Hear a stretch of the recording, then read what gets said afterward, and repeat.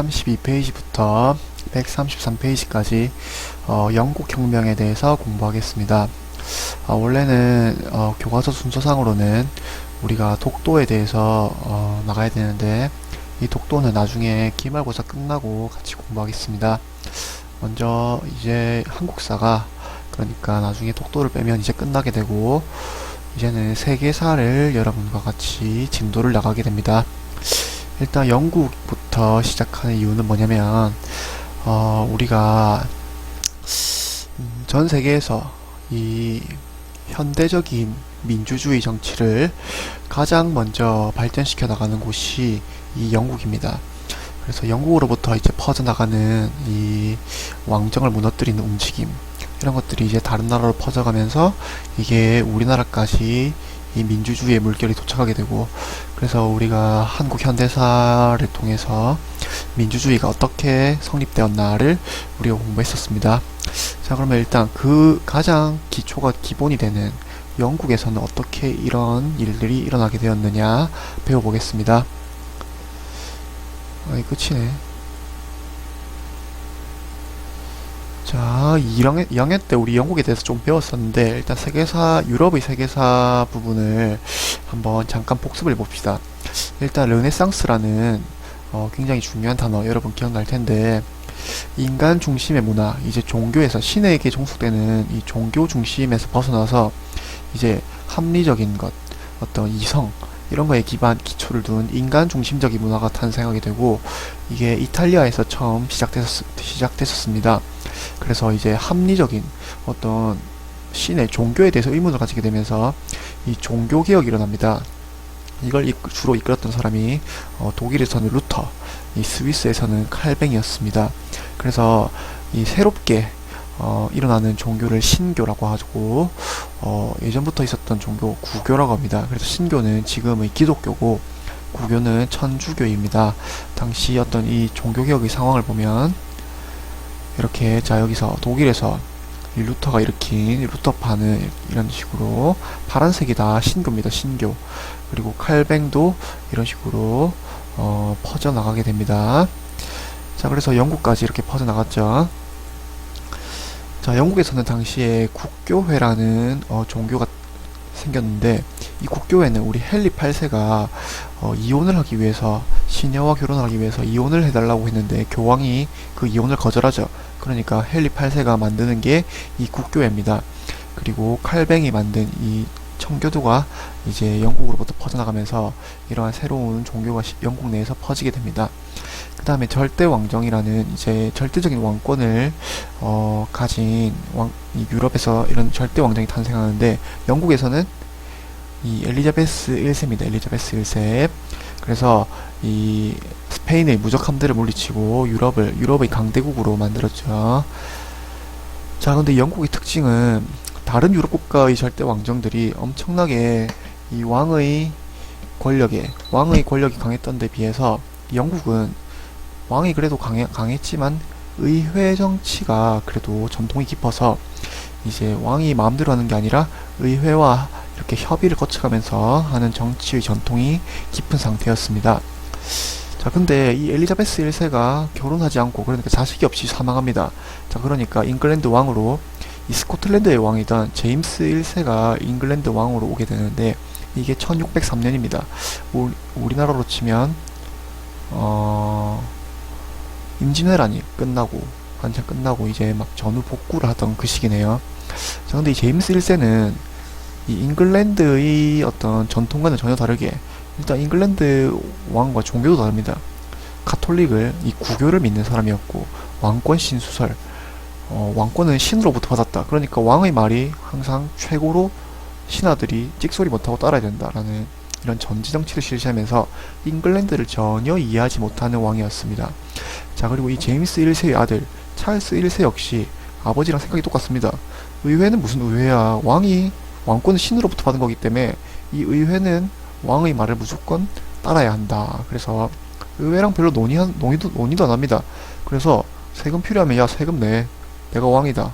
그리고 이 가톨릭을 믿기 때문에, 가톨릭은 구교라고 했죠. 구교. 이 신교인 청교도를 박해합니다. 자, 그러다가 이 청교도 혁명이라는 게 일어나는데, 아까 이 왕이 이 영국의 전통, 잉글랜드의 전통을 무시하고 의회와 전혀 어떤 상관을 안 한다고 했죠. 그러니까 의회는 당연히 이 왕에게 굉장히 화가 날 수밖에 없죠. 당시 의회의 표정을 잠깐 보자면, 표정이 어땠냐면, 의회의 표정은 어이가 없네, 약간 이런 표정이었겠죠. 자, 그런데 이 찰스 1세가 계속 무리한 전쟁을 펼쳐나가면서, 전쟁을 하려면 돈이 필요하죠. 그래서 강제로 계속 세금을 부과하고, 의회가 막 항의를 무시하고 이 폭정을 일으킵니다. 그래서 이 의회가 참다 못해서 이 권리청원이라는 걸 제출하는데, 어떤 내용이냐면, 자, 법률에 의하지 않고 법률에 그리고 이게 제일 중요한 겁니다. 세 번째, 의회의 동의 없이 세금을 부과하지 않는다. 자, 그래서 찰스 1세가 이제 돈이 없으니까 의회에게 이제 의회의 말을, 부탁을 들어줘야 되는 겁니다. 그래서 이 전쟁을 하려고 돈이 필요하니까 찰스 1세가, 그래, 의회 너희 말 들어줄게, 빨리 돈부터 달라 해서 권리청원을 승인하고, 그리고 승인해서 돈을 얻어내자마자, 야, 의회 이제 할 일 다 했다, 나가라, 해산시켜버립니다. 이 해산을 얼마 동안 해산하냐면, 자, 11년 동안 돈을 얻어내고 나서 의회를 해산시켜버리고 11년 동안 한 번도 모집 안 합니다. 자, 그런데 11년이 지나서 다시 돈이 필요한 겁니다. 전쟁을 하려고. 그래서 할 수 없이, 돈 나올 데가 없으니까 이제는 의회를 불러서, 자, 다시 돈을 좀 달라. 자, 의회가 소집되자마자 당연히 찰스 1세를 맹비난합니다. 어떻게 이 의회를, 잉글랜드의 전통인 이 의회 정치를 무시하고 그렇게 막 네 맘대로 할 수가 있느냐. 자, 의회가 돈 달라고 의회를 소집했는데 지금 의회가 막 욕만 하니까 찰스 1세가 열받았죠. 그래서 이제 당장 의원들 다 잡아들여라, 이래가지고 이제 의회파와 왕당파의 전쟁이 터집니다. 내전이죠, 내전.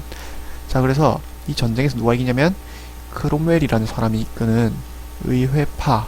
자, 이 의회파 주축이 주로 청교도입니다. 신교들. 그래서 이 의회파의 승리로 이루어지면서 찰스 1세를 처형시켜버립니다. 자, 그리고 왕이 없는 국가, 공화정이 수립되는 게 1649년입니다.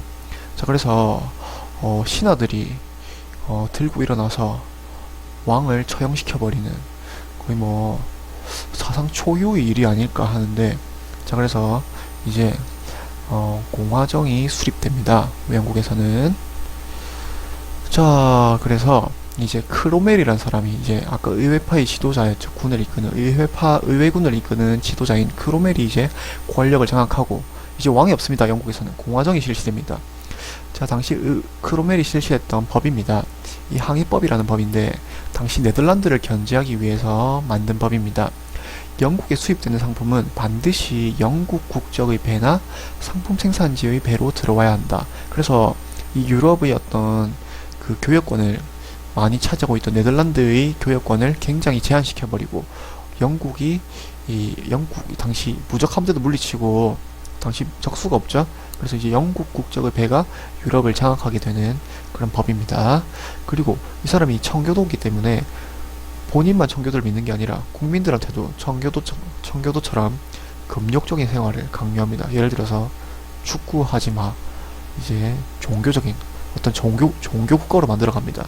당연히 그러니까 국민들의 불만이 점점 커지게 되죠. 아니, 니만 종교 믿으면 되지 왜 우리까지 그런 걸 강요하느냐. 그래서 크로멜이 죽은 이후에 다시 이 찰스 1세의 아들이었던 찰스 2세를 모셔서 다시 왕정으로 복귀하게 됩니다. 자, 그러면 찰스 2세는 당연히 찰스 1세의 아들이니까 어떤 정치를 펼치냐면, 처음에는 조심조심 통치를 했는데 서서히 본색을 드러내게 됩니다. 그래서 찰스 2세의 아들 제임스 2세가 때가 오면 자기 할아버지처럼 똑같이 카톨릭을 맹신하고 의회와 상관없는 전제 정치를 다시 부활시키려고 합니다. 그래서 의회가 다시 이 제임스 2세를 추방시켜버리고, 이 제임스 2세의 딸인 메리와 그러니까 제임스 2세의 사위죠, 윌리엄 3세를 왕으로 추대해서, 자, 그리고 권리장전이라는 것을 제출합니다. 그래서 이 왕에게 우리가 너희를 왕으로 만들었으니까 너희 이거 승인해달라. 그래서 승인받는 주요 내용, 이 권리 장전의 내용 다음과 같습니다. 의회의 동의를 거치지 않고서는 법률 함부로 네 맘대로 만들 수 없다. 그리고 의회의 동의 없이 세금 함부로 부과 못한다. 그리고 의회 이제 해산시키지 마라. 정기적으로 소집한다. 라고 해서 이제 영국 전통의 이 의회 정치의 전통을 왕이 보장해라. 라고 해서 권리 장전이 이제 보장이 되면서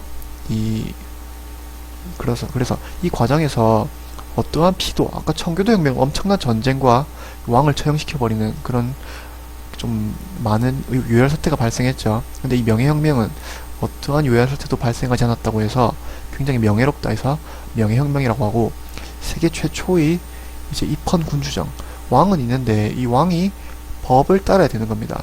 그래서 이 입헌 군주정이 확립되면서 자 지금까지도 영국은 왕은 여전히 존재하죠. 영국에도 왕이 존재하는데 이 왕은 아무 실권이 없습니다. 모든 정치는 의회에서 다 도맡아서 하는 입헌군주제의 전통이 유지되고 있습니다. 지금도. 자, 그래서 이제 1600년대 초중반에 이 민주주의의 어떤 씨앗이 뿌려져서 우리가 이제 1900년대 중반까지 이 민주주의가 우리나라에 들어오게 되고 1987년에 우리나라에도 민주주의가 완전히 뿌리를 내리게 됩니다. 자, 수업 끝. 참, 시험, 서술형 시험을 하나 찍어주겠습니다. 자, 뭘 물어볼 거냐면 선생님이, 여기, 명예혁명의 결과에 대해서 선생님이 물어볼 겁니다. 여러분 뭘 쓰면 되냐면, 교과서 133쪽, 두 번째 문단 제일 마지막에 있네요. 명예혁명으로 영국에서는 국왕도 법에 따라 국가를 통치해야 하는 세계 최초의 입헌 군주정이 확립되었다 라고 쓰면 됩니다.